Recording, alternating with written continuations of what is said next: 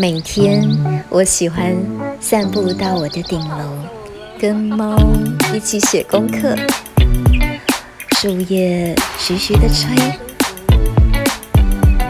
整天的时间都慢下来了。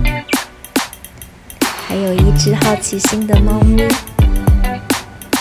天天都有笑闹的样子。它真是一个搞笑艺人。